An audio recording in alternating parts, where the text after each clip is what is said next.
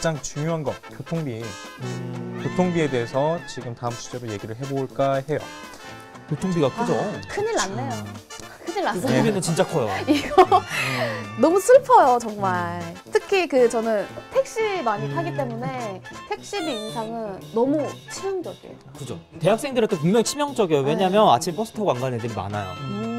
아침에 지각해서 그 단과대 앞까지 택시로 막 꽂는 사람들이 그렇죠. 많기 때문에 이 100원, 200원 오르는 게 상당히 타격이 있어요. 크거든요. 정말 커요. 그래서 실제로 이제 대학생분들한테 직접 여쭤봤어요. 그랬더니 지금도 싸다고 느끼지 않고 있다고 하더라고요. 맞아요. 평균적으로 이제 교통카드가 후불로 찍히니까 한 달 쓴 걸 이제 월말에 나가는 거 확인해 보면 5에서 6만 원 정도.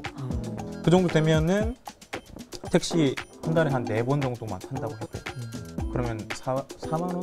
그렇죠.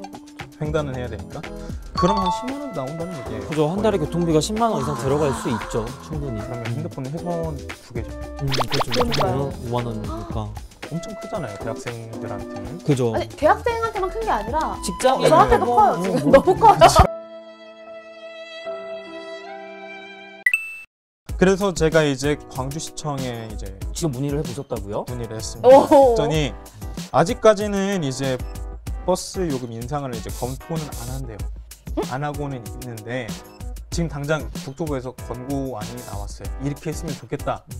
왜 올리는지에 대해서 얘기를 해줬는데 거기서 하는 말이 기름값 올라가고 52시간이니까 사람 많이 뽑아야 되니까 인건비 올라가고 그러다 보니까 이제 버스 전반적으로 재정비를 하다 보니 가격을 올릴 수밖에 없다라고 권고안을 주었고 인상을 어떻게 하느냐. 네. 지방자치단체에서 자체적으로 인상안을 결정을 하라고 했대요.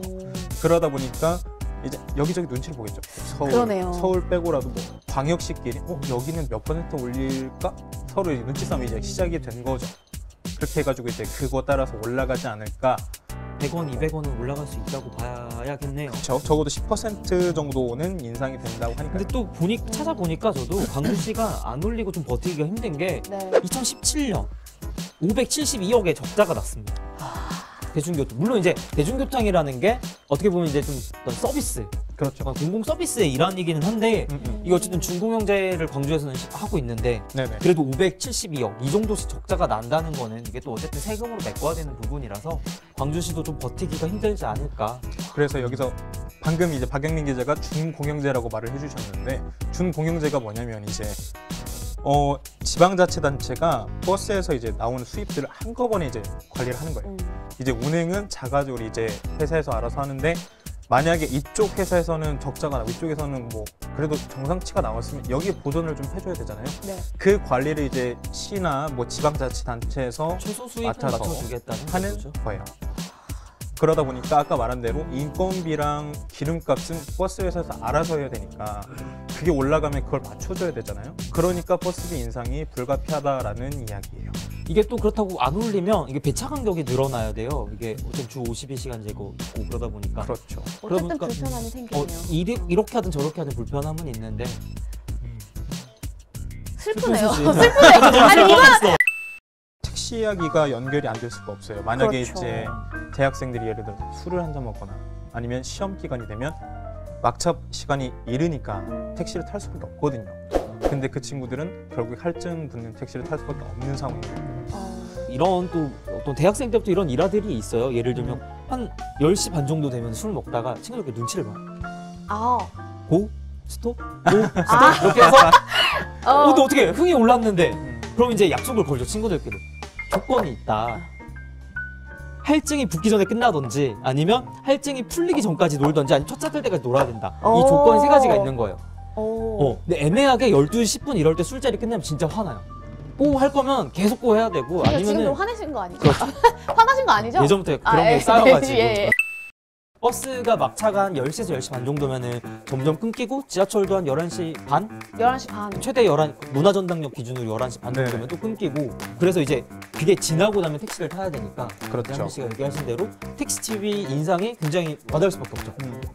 그래가지고 이제 택시비가 인상이 될 때 이제 가장 먼저 사람들한테서 나온 얘기가 서비스 우리도 돈 내고 타는데 왜 이렇게 하면서 돈을 올리는 거냐라는 얘기를 해요.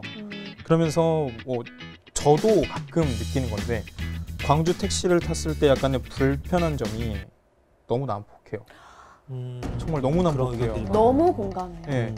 아니 한 번은 이제 볼일을 보고 이제 집으로 가려고 택시를 탔어요. 탔는데 그 광천터미널이 있는데 그쪽 그 넓은 도로를 160으로 밟으시는 거예요. 아유 그런 분들 많으시죠. 깜짝 놀랐어요. 정말 차에서 막 막 그냥 말이 밟아요. 이렇게 정말 저도 그 택시를 타는데 제가 이제 서울에서 왔다 갔다 하기 때문에 그 KTX를 타러 광주 송정역으로 가달라 그랬어요.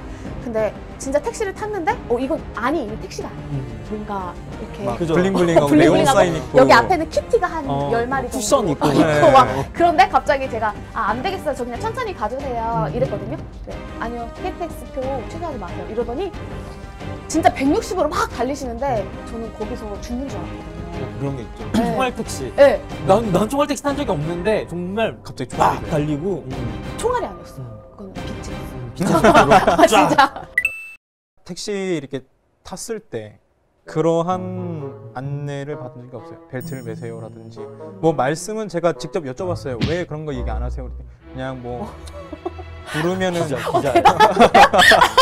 아니 상상을 했는데 네. 너무 대단. 저는 기자인데 그냥 알아서 하면 그냥 내 목숨이 내가 지켜야 되거든요. 왜 안전벨트 매라고 안 하세요? 네. 이게 너무 이런 대단하지 거막 않아요? 눈치 따고 막 궁금하니까 이거 하면서 알아봤어요. 실제로 어. 택시를 타봤거든요. 네. 근데 띡 누르면 그 소리가 나오더라고요. 안전벨트를 착용해 주세요. 멘트가 나와요.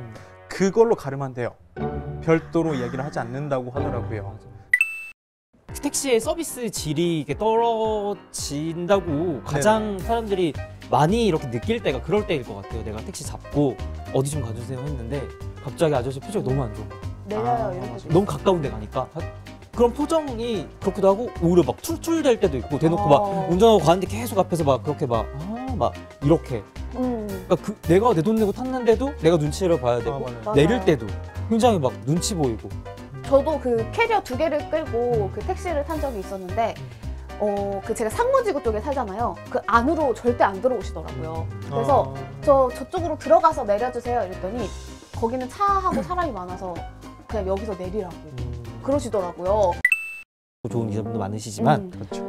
좀 그런 것들이 자주 여러 사람들에게 좀 와닿다 보니까 이런 택시비 인상에 대해서 반감부터 들게 되는 것 같아요. 맞아요. 그렇죠. 그러면서 이제 카풀 얘기가 커플 얘기도 있고 카풀. 어떤 무한 경쟁 시대가 물론 뭐다 좋은 건 아니지만 이제 택시 시장도 이제 그렇게 좀 어떤 서비스의 질을 놓고 경쟁해야 될 때가 아닌가라는 게 젊은 분들이 좀 물론 그 소비자의 입장에서는 이제 그렇게 생각하는 게 당연할 수밖에 없는 것 같아요. 이게 조금 활성화가 돼도 약간의 무서움은 항상 있을 수밖에 없는 것 같아요. 그 여자 입장에서 그냥 그렇죠. 뭐 남자 감정이 여자를 있죠. 가리고 싶은 건 아닌데 검증이 안 된 어떤 운전기사가 나타날 수도 있고 범죄 또 맞아요. 네, 범죄에 그럴 수도 있고. 그렇게 바로 노출이 될 수밖에 없고 심지어 그렇게 카풀 같은 경우에는 그 한 앱에서는 기사님한테 저의 정보가 다 간대요. 뭐 어디 사는지 뭐 누군지 다 이렇게 정보가 가서 따로 막 카카오톡으로 연락 온 사람도 있다고 하더라고요. 그러니까 그런 게 솔직히 그 여자 승객 입장에서는 너무 무서운 불안하죠. 일이죠. 그죠. 불안한 일이죠. 그리고 또 같이 타는 사람이 있다고 생각하면 그것 그것도 좀 또한 범죄에 또 더 노출이 될 수 있는 맞아. 그런 상황이 될 수도 있어서 내가 여자라면 차라리 돈 더 내고 그냥 혼자 가겠어. 맞아요. 그런 생각을 하는 것 같아요. 그 차 이렇게 열었는데 발 밑에 이렇게 숨어 있었다. 맞아요. 뭐 이런 그 얘기 얘기들이 너무 많이 있잖아요. 맞아요. 어? 괴담이 운 많아. 좋았네. 이러고 막 가봐. 그런 괴담들이 너무 운 많아서. 좋았네, 너무 무섭다. 맞아요. 그래서 옆에 탔는데 저는 옆에 타면 항상 이렇게 뒤를 이렇게 보는 게 아직도 맞아, 습관화가 맞아, 맞아. 되어 있어요.